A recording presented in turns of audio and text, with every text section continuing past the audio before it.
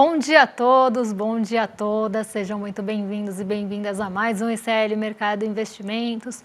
Bom dia para você também que está acompanhando a gente pela TV UFMA no Maranhão. Sejam todos muito bem-vindos e bem-vindas. Hoje, terça-feira, dia de uma agenda de indicadores um pouco mais esvaziada, mas a gente vai trazer os dados que ficaram pendentes de ontem. Então, vamos falar do IGP-10, vamos falar da inflação por extrato de renda, mas a gente também vai falar de alguns assuntos que saíram na parte da tarde, depois que a gente já tinha feito o programa, como é o caso ali das importações, das exportações, dados que saíram depois aí, já no finzinho da tarde. Vamos falar também das falas do Lula em relação ao Roberto Campos Neto. Então, como de costume, vamos bater no Roberto Campos Neto hoje, mas antes de tudo isso, André, bom dia, como você está? Bom dia, Débora, bom dia a todos os nossos telespectadores, um bom dia especial para todo mundo aí de São Luís, no Maranhão e região que está vendo a gente pela TV UFMA.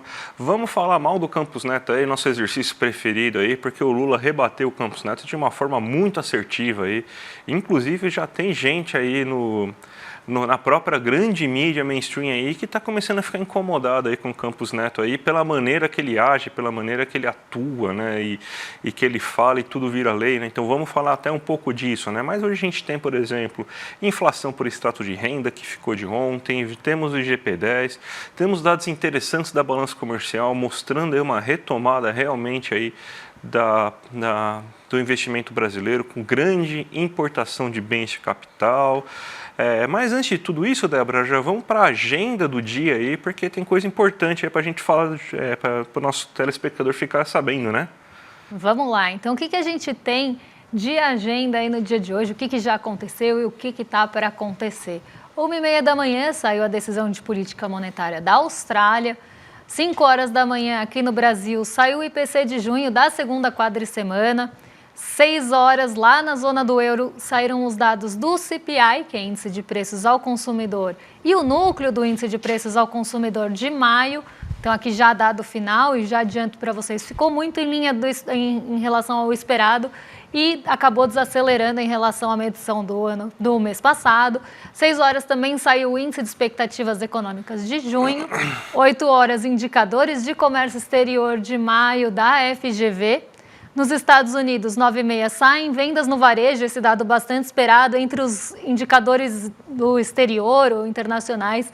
Esse dado de agenda, junto à produção industrial aí, são os dados mais esperados dos Estados Unidos, porque vão trazer uma percepção de como é que está a economia por lá. Afinal, ontem falou um dirigente do Fed, a Eunice comentou aqui no chat, hoje não é dia da marmota, mas é sim, porque a gente vai ver a parte de tarde da agenda tomada por dirigentes do Banco Central dos Estados Unidos e seus pronunciamentos. Fala hoje o presidente do Fed de Richmond, o presidente do Fed de Boston, na verdade, a presidente do Fed de Boston, diretora do Fed também discursa em um evento, presidente do Fed de Dallas fala às 2 horas.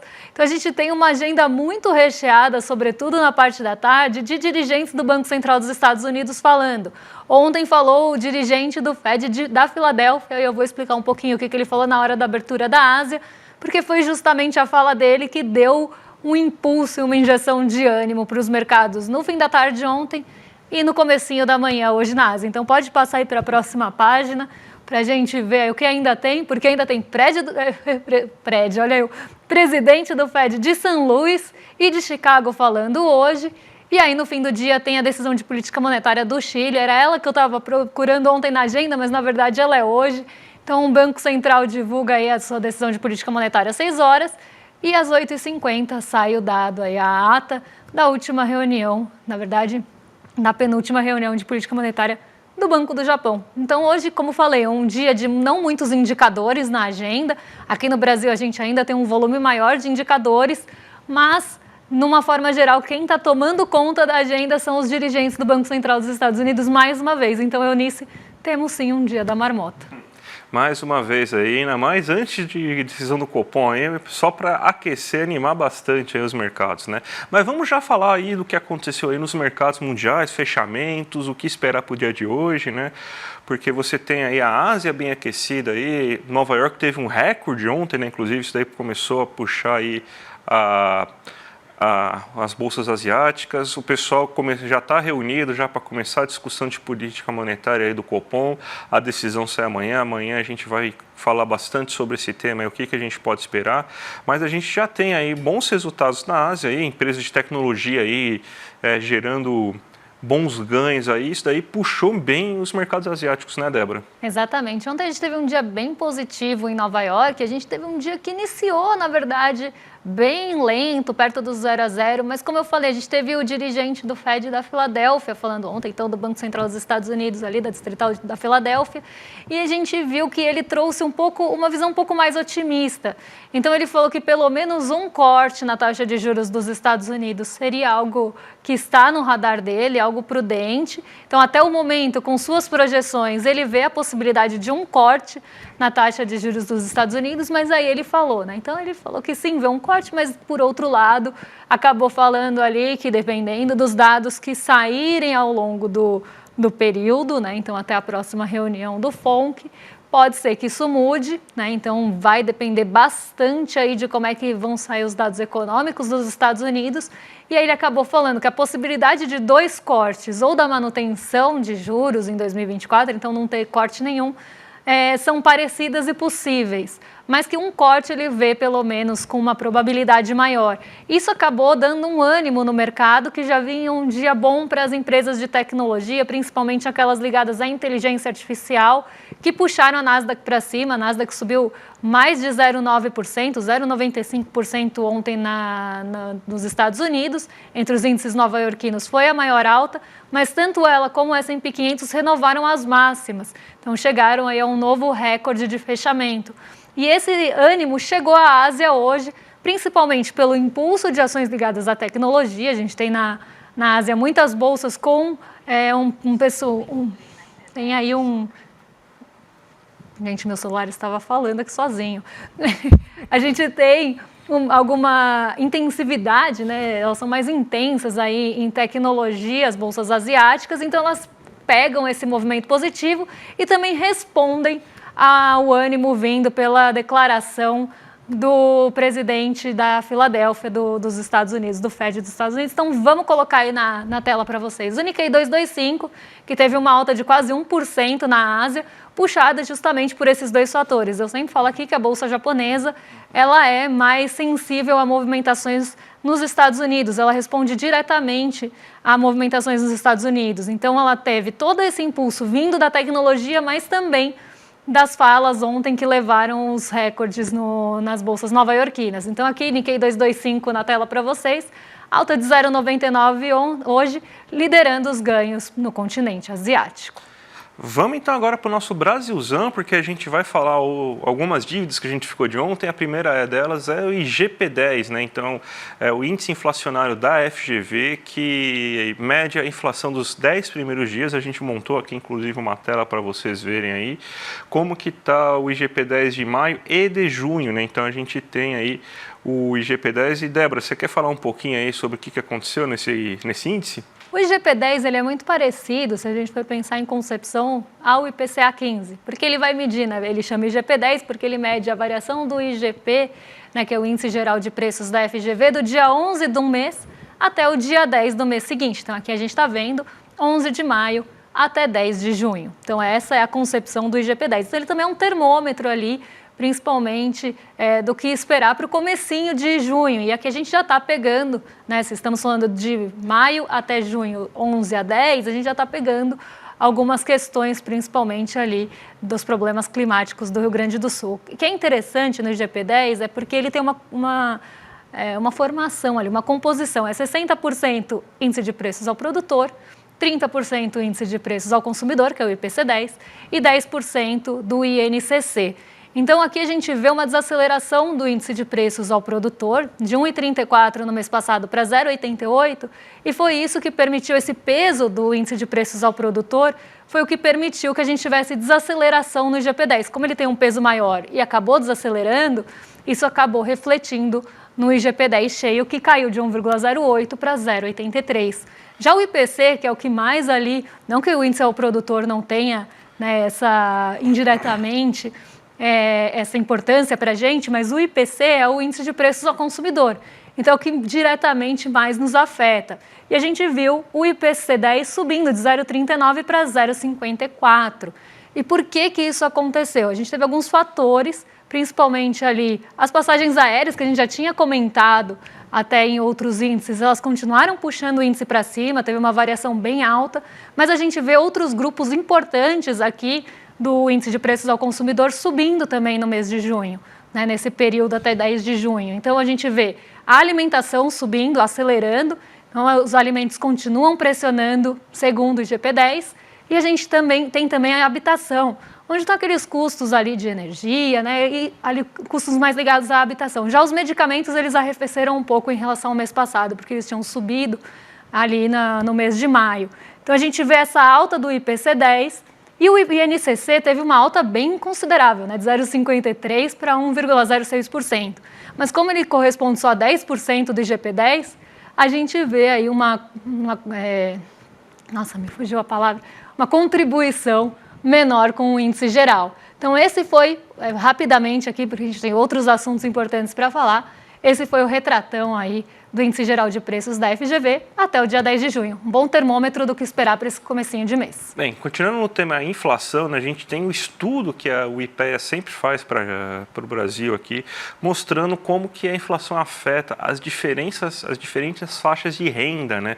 Se a inflação é mais pesada para pessoas com renda muito baixa, para as rendas médias. Então, você teve aí que para maio a inflação ela acelerou para todas as rendas, mas ela foi um pouco mais pesada para pessoas com renda mais baixa, justamente porque foram os alimentos os vilões, né? Então a gente via que os alimentos estavam começando a desacelerar, mas os alimentos, principalmente aqueles plantados no Rio Grande do Sul e os alimentos que são plantados ainda nos grandes cinturões, esses que não estavam arrefecendo ainda, continuam subindo, né? Ou seja, batata, tomate, cebola, as hortaliças e tudo mais.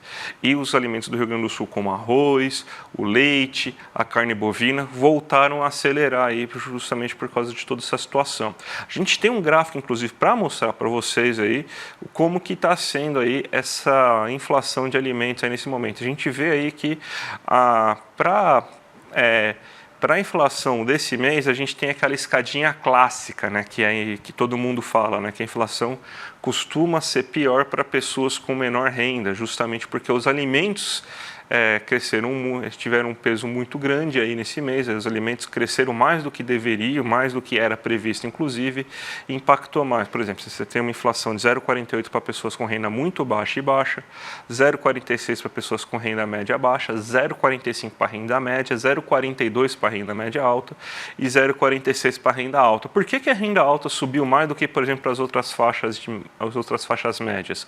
Justamente porque você também teve o impacto da passagem aérea, que é considerado um item de luxo. Então, a passagem aérea afetou bastante aí o índice de preços para pessoas com renda alta. Mas, se a gente for pegar no acumulado em 12 meses, a gente tem aí uma escadinha invertida, que a inflação está menos pesada para as pessoas com renda baixa do que para a renda alta, ou seja, a inflação em 12 meses é de maio de 2023 até maio de 2024, então são, na verdade, junho de 2023 até maio de 2024. Por que a gente tem, então, a inflação tendo menos impacto nessa faixa de renda, menos impacto para as rendas mais baixas nesse acumulado 12 meses do que, por exemplo, a gente pode ver no anual ou mesmo nesse mensal? Porque os alimentos começaram a ter problemas agora, no começo desse ano. Então, a inflação de alimentos surge como um problema a partir de janeiro desse ano, sendo que ela estava tendo, inclusive, deflação em alguns meses, aí, alguns itens com grande deflação, até meados do ano passado. E o que estava subindo mais era itens de luxo, como passagem aérea e combustíveis. Então, os combustíveis eles afetam mais pessoas com renda média alta e renda alta do que pessoas com renda baixa, porque pessoas com renda muito baixa provavelmente não têm automóveis. Se tiver automóveis, elas não usam tanto o automóvel, elas usam mais o transporte público, né? Então, por isso que a gente tem essa escadinha, que, por exemplo, a inflação para pessoas aí com renda muito baixa nos últimos 12 meses foi de 3,2%, abaixo do que está sendo o IPCA geral, e somente a partir da renda média que ultrapassa o IPCA geral, que é esse de 4,0,3%. E para pessoas com renda alta é de 4,84%. Então, esse aí é a A fotografia que a gente tem na inflação agora, esse mês sendo mais pesado para as pessoas com renda muito baixa, só que ainda tendo aí uma vantagem aí para as pessoas com renda muito baixa nos últimos 12 meses, Débora. E a gente tem um outro assunto, né, para falar com vocês, que é o monitor do PIB, que também ficamos aí de falar ontem, né? A gente teve essa divulgação às 10h15, então fica um pouco, né, justo para a gente trazer esses dados com uma análise para vocês. Mas como prometido, está aqui o gráfico da FGV, também medição do IBRE-FGV, que normalmente vem depois do IBCBR ou muito próximo ao IBCBR, porque ele também é um termômetro da atividade econômica.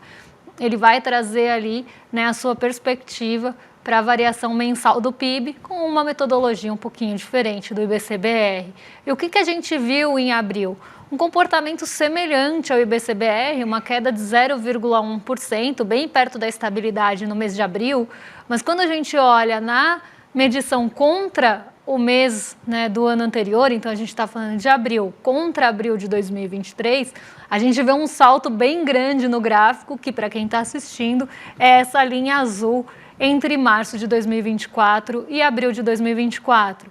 A variação aí do PIB, né, em relação, né, da medição do PIB mensal pela FGV em relação a abril de 2023 foi de 5,1%. Lembrando, a gente teve ali quase um saltinho também entre março e abril do ano passado em relação ao ano de 2022, mas quando a gente olha contra o mês, a gente viu uma desaceleração nesses meses. Então, a gente vê que a taxa aí de variação em relação ao ano anterior foi bastante grande. Vamos ver de onde veio, né, também essas métricas. Então, pode passar para o próximo gráfico para a gente ver como é que foi a parte do consumo das famílias também aí em relação ao mesmo período dos anos anteriores. Um ponto bem interessante é que em abril de 2024 a gente vê uma composição aí, né, quando a gente olha esse gráfico, a gente está vendo a composição dessa variação positiva do consumo das famílias, que foi de 5,5%.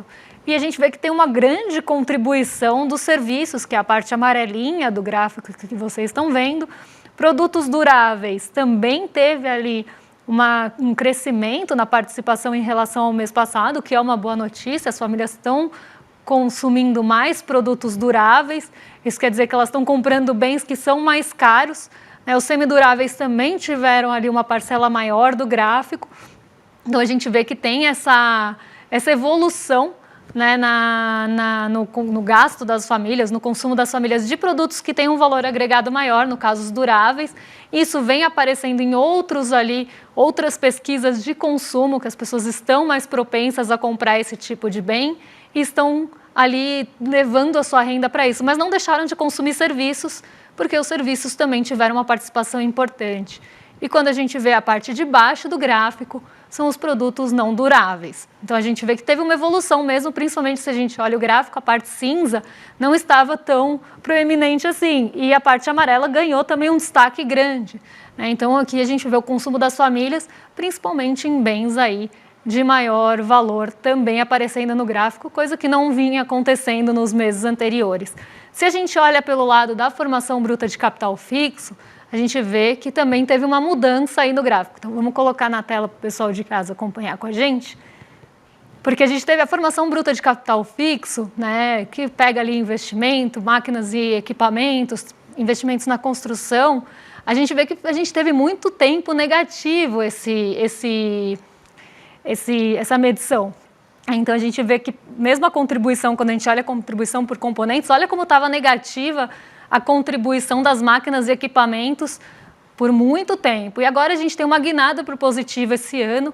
Então, a partir de fevereiro, a gente vê a formação bruta de capital fixo já numa posição positiva. Esse mês com 4,8% de taxa de variação, e a gente vê uma contribuição importante das máquinas e equipamentos de construção. A gente sabe que a construção também é um motor de economia, porque acaba tendo ali uma mobilização de recursos e de investimentos importantes. Então, a construção volta a ter uma participação grande e positiva, e máquinas e equipamentos também, o que mostra que tem ali uma propensão também para investimento, e algo que a gente também vem vendo em outras pesquisas, quando a gente vai olhar para a indústria ou outros setores, a gente vê que tem uma perspectiva positiva, sobretudo para o futuro. E isso acaba influenciando também no que vai ser plantado ali, que vai começar a ser semeado agora. Então, acho bem positiva essa variação da formação bruta de capital fixo no monitor do PIB. Então, vem com uma qualidade bem interessante. Vamos pular a matéria aí das importações lá do ICOMEX que a gente tinha programado. Mais uma dívida que a gente deixa agora para vocês aí. Essa matéria está lá no site, a gente vai falar dela amanhã para a gente poder falar mal do Campos Neto aí, que é o objetivo do programa de hoje, né? Porque o Lula, a gente tem até a notícia aqui, né? Que o Lula fez uma fala bem dura em relação ao Campos Neto, falando que o Campos Neto tem lado político sim e ele trabalha para prejudicar o país. Justamente aí porque ele está forçando cada vez mais um cenário econômico catastrófico, sendo que os dados da realidade não mostram isso. A gente está com um bom crescimento econômico, a gente está com desemprego bem abaixo, a gente está com uma inflação controlada, subiu um pouquinho esse mês, mas ainda está bem controlada a inflação. Então a economia vai muito bem, obrigado, só que a percepção que as pessoas têm da economia está muito ruim, justamente porque o Campos Neto e a Faria Lima, como um todo, está jogando essa percepção para baixo por causa de um chamado risco fiscal aí que as pessoas não sabem, mas acaba se incomodando. Campos Neto teve a possibilidade, por exemplo, de baixar a taxa de juros na última reunião em meio ponto percentual, baixou em 0,25, falou e criou todo aquele cenário negativo sem falar com nenhum diretor do Banco Central. Foi uma fala que ele simplesmente fez isoladamente aí e contaminou, inclusive, a decisão de política monetária do Banco Central. Agora você tem uma situação que o Banco Central provavelmente não vai poder fazer nenhum corte de gastos, justamente porque o mercado comprou a visão do Campos Neto e colocou também o Campos Neto, os outros diretores na parede, porque o mercado agora acredita aí que os indicados por Lula pelo Banco Central são mais, não são tão avessos à inflação. Então, realmente, Campos Neto, ele está trabalhando para prejudicar mesmo. Inclusive, já até falou que aceita ser ministro da Fazenda aí, num possível ministério aí do Tarcísio, né? Então, ele tem lado político, ele está atrapalhando sim a economia e o Lula está mais do que certo de fazer essa crítica, Débora. Lado político, né? Todo mundo tem ali a sua ótica e a sua posição política. Existia uma coisa política. Então, todo mundo tem seu lado político e toda a sua construção que vem ali por trás do que vai ser falado. A questão é que Roberto Campos Neto sempre se colocou como se fosse uma pessoa técnica, que olha ali para modelos e que olha para números e que não teria nenhuma influência, nenhum viés. E a gente sempre soube que ele teve. Essa não é a questão é que agora ficou muito escancarado, tá todo mundo vendo que tem esse lado político, principalmente depois que ele se reuniu com o Tarcísio e aquele jantar anterior também, jantares de Roberto Campos Neto, a gente vê que agora está bem escancarado por ele estar chegando ao fim do mandato, mas ele ainda é um presidente de Banco Central em exercício, já ali colocando toda a sua, escancarando mesmo o seu lado político. Então ele tem lado sim, e tem lado político sim, e aqui a gente vê que isso está cada vez mais evidente. Então, inclusive, eu vi algumas matérias de mercado que falavam, poxa, mas o racha do Copom, porque aquele racha que deu na última reunião, agora a gente vai ter uma reunião, vamos ver como é que vai ser a divisão dos votos, mas que ficou bem ali equilibrado, então, entre a turma mais recente do Banco Central e a turma mais antiga, e quem deu o voto ali de desempate foi o Roberto Campos Neto. A gente vê que isso foi chamado de racha do Copom, foi o que trouxe muita incerteza, porque poderia ser ali uma não preocupação com a inflação do país, enfim, um monte de besteira foi falada ali, e aí acabaram vendo que não era por aí.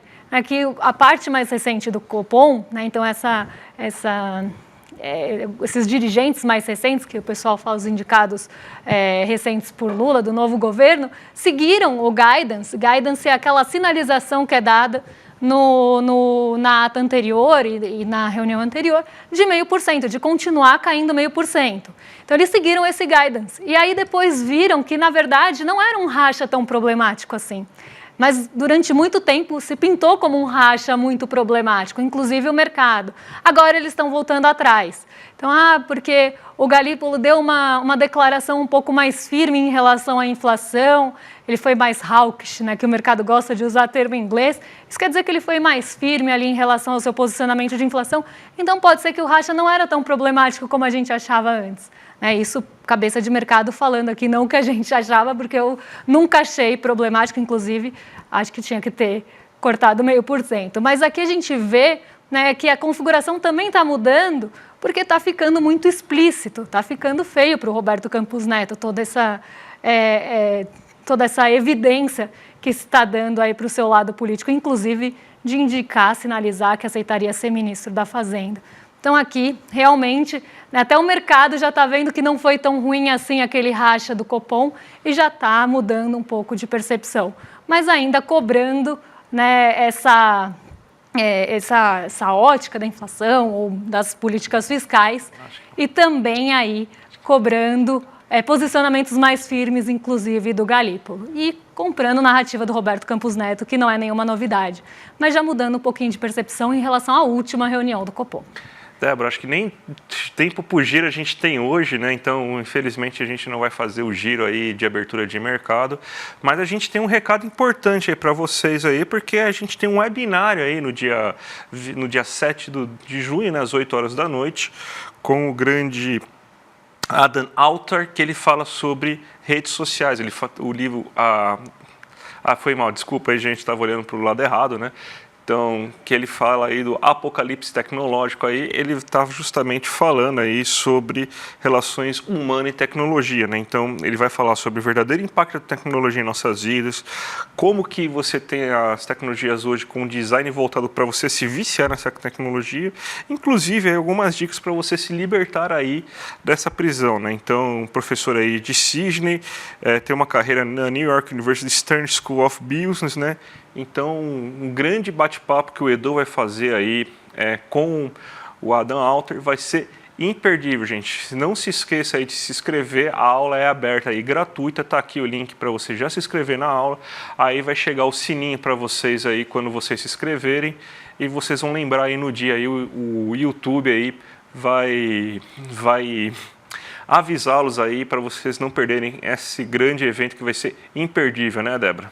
Exatamente, não deixem de se inscrever para não deixar também passar em branco, para lembrarem aí do nosso evento no dia 7/7. E agora, rolezeiros já estão no chat pedindo rolê aqui, rolê. Agora vocês ficam com o rolê ICL na sequência, com os queridos William De Luca e Guga Noblar, excelentes companhias para vocês. A gente volta amanhã. Amanhã, mais um dia da marmota, porque tem reunião do Copom, não é super quarta, é meia quarta, porque a gente só tem reunião aqui no Brasil, mas a gente volta aí para trazer as perspectivas para esse corte de juros ou não na próxima reunião. Um beijão e até lá. Até mais, gente. Tchau, tchau. A gente vive uma pandemia tecnológica que para muitas pessoas é silenciosa, mas cujos danos podem ultrapassar o que qualquer um de nós imagina. O maior especialista do mundo, eleito o melhor professor da New York University e um dos 40 maiores professores do mundo de negócios, Adam Alter, vai nos dar uma aula explicando como esse vício em tecnologia é desenvolvido, como as maiores empresas do mundo têm lucrado às nossas custas e como a gente pode escapar desse vício e levar uma vida mais saudável. Adam Alter vai nos dar uma aula dia 7 de julho, às 8 horas da noite, Apocalipse Tecnológico, uma aula fundamental que você não pode perder. Chame seus filhos, chame as pessoas todas que moram com você para assistir junto. É uma aula imperdível. Clique no botão aqui para se inscrever gratuitamente. A gente se vê lá.